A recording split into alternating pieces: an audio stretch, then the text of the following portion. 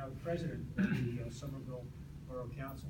So we asked him to step in, and what we'll do is, Christine is late, so when Christine comes in, we'll break the program and let Christine introduce herself. But to get us going, Steve will turn it over to you, and you can describe some of the activities that went on in Somerville and how you helped to basically turn the downtown around. Matter of fact, you're in phase 2 now. Yes, exactly. Program. Yeah. So thank you all for coming out tonight. Normally in Somerville, to get this many people out to a council meeting, we have to be discussing parking. So I'm gratified to see so many of you come out to get the park before the parking.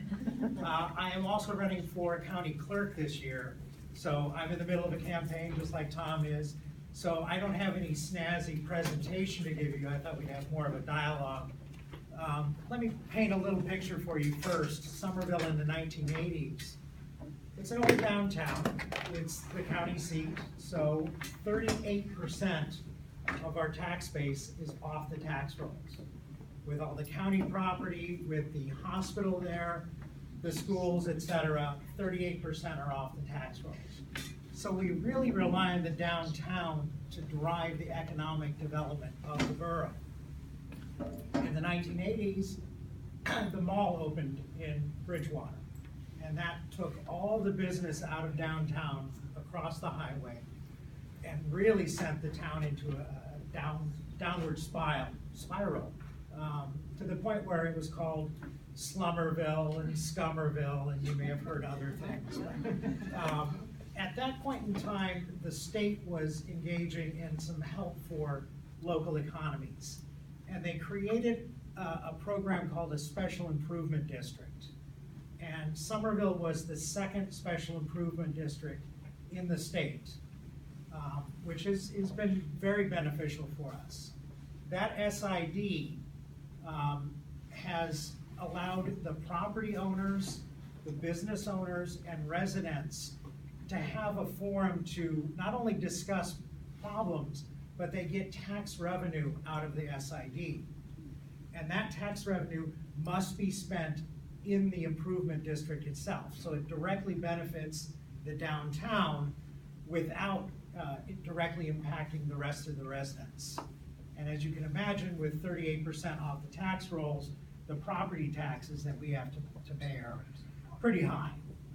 I had a house that was on North Bridge Street. Directly across the street from me was Bridgewater. I was paying $9,000 in property taxes. The guy across the street who had a house twice the size of mine with a lot 3 times the size of mine was paying about $3,000. So the borough really does need to generate something that's going to help the downtown without impacting everybody else. And the Special Improvement District did that for us very well. The first thing that the district did was look at sidewalk improvements.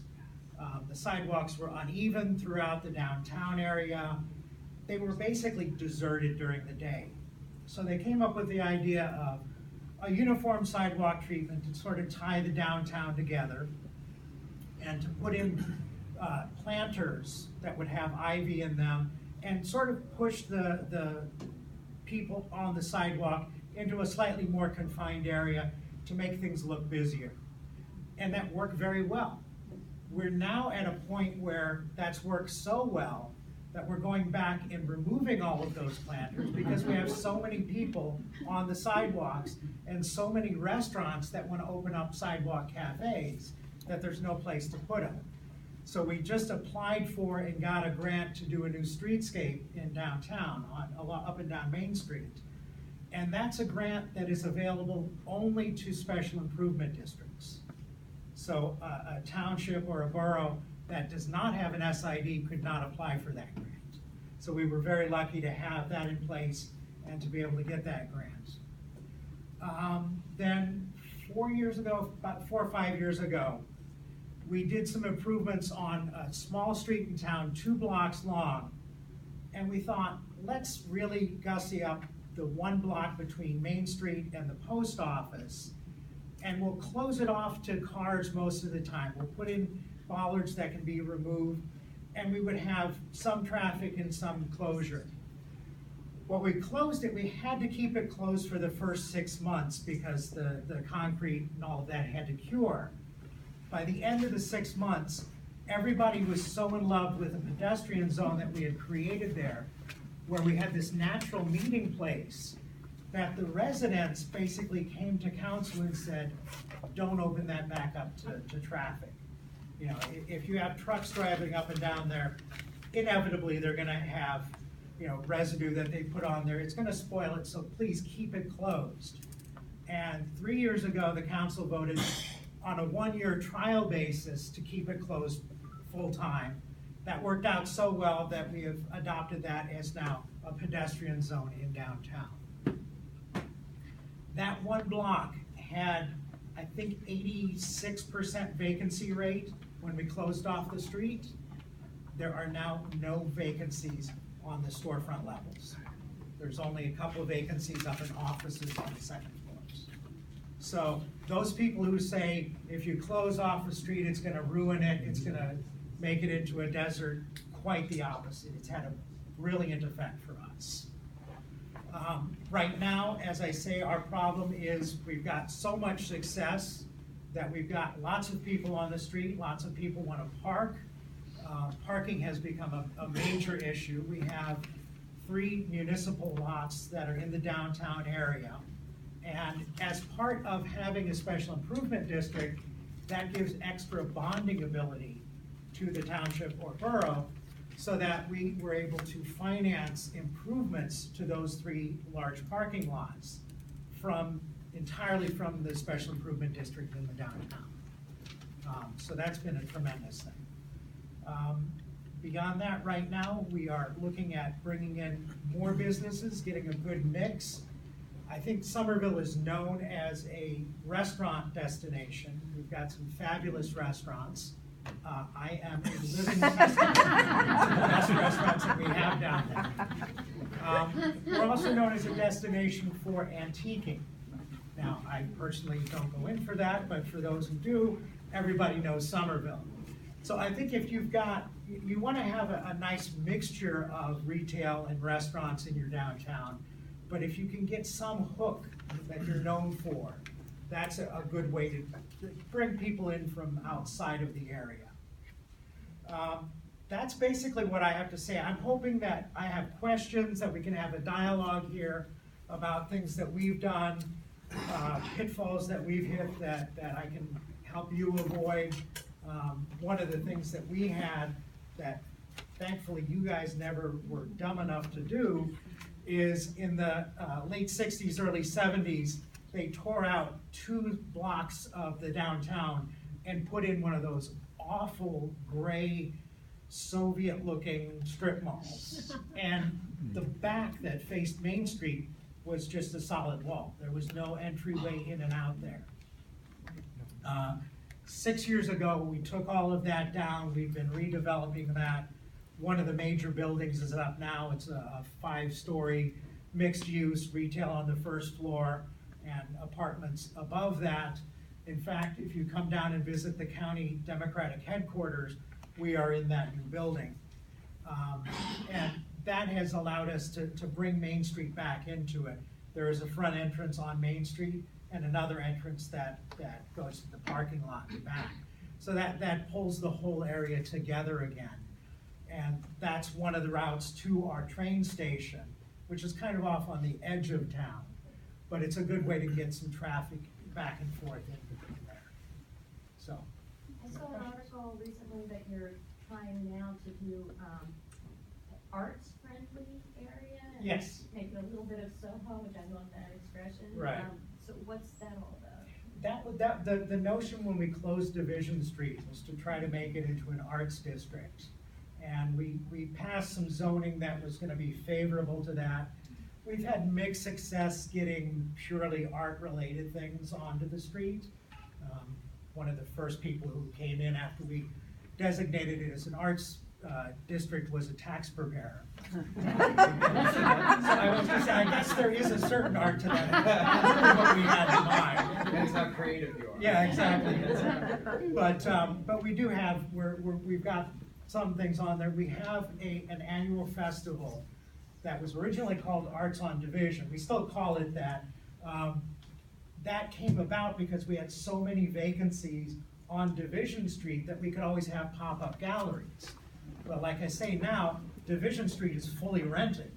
So we're struggling to find space for pop-up galleries. So we've been, in recent years, we've been putting up tents on Division Street and having things in tents. So right before we get started, so I want to thank Steve for his discussion, but I just noticed that Christine Zamara joined us. So I want to give her a chance to introduce herself and talk to folks, but also then we'll continue with the Q&A with Steve and everybody else. So Christine, thanks for joining us. Good to see you. So, sorry I'm late, but we had a meeting at the Bedwell School with the moms and dads about a different campaign altogether, Drive Safe Bernardsville. So, for me, it may seem unrelated to you if I say Drive Safe is a big part of downtown revitalization, right? But to me, if we can slow down the pace of driving and make the traffic flow safer for pedestrians and bicyclists, then that will make people more likely to walk and bike places. And then what's the effect, right? People will walk to downtown or bike to downtown. Then what else goes away? The parking problem, right? Because people aren't driving always to downtown. So we realize that downtown revitalization has many different aspects and many different things that have to all coordinate to happen. And I love Division Street more than a lot of places because there's no cars. Oh, it's so great. My kids are running wild on Division Street, and they know they're, sometimes they know to not, go beyond the borders of the bollards, and there's usually something set up there to engage people and to make you want to, the video game thing. There's a honey store. If anybody's never been there, that place is cool too. So we really have to think outside the box when it comes to what we need for downtown. And there's no bad ideas. I say this all the time. There are no such thing as bad ideas. So don't ever hesitate to share them with us because someone might think it's a crazy idea. Well, there's no such thing. So please don't hold back tonight. We've got a very smart man here who's been in a similar position to where we are. Lots of vacancies, lots of people who complain. A place where we feel like, oh my God, I give up. I throw in the towel. I'm leaving town.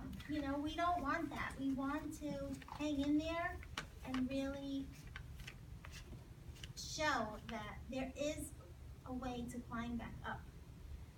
The internet has changed the way we shop, right? Who's wearing something from Amazon? Something in my hand or on me is from Amazon.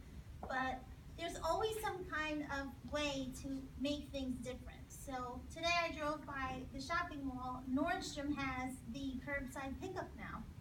Why? Because people don't have time to go walking around Nordstrom anymore. They want to order it and they want to go pick it up at the curb. They're not even getting out of the car. So they're trying to change their business model to go along with the way people shop today. So if we can think outside the box and just come up with ideas that are crazy, but maybe not so crazy, then we can make some real difference. So thanks for coming, Peter, and I'll let you keep going. Thanks. Thank you. That question. Where does the SID funding come from, and what is the typical profile of a community that gets approved? Would Bernardsville even fit the criteria? The money comes from within the SID. It's a special tax that's levied on property owners within the SID. And these are not residential properties. So it's not a federal or state program? No, it's statutory regulated, but it is not a federal or state program. And Bernardsville certainly would qualify. Okay, so you're not applying for a grant. So when you say you had funding from SID,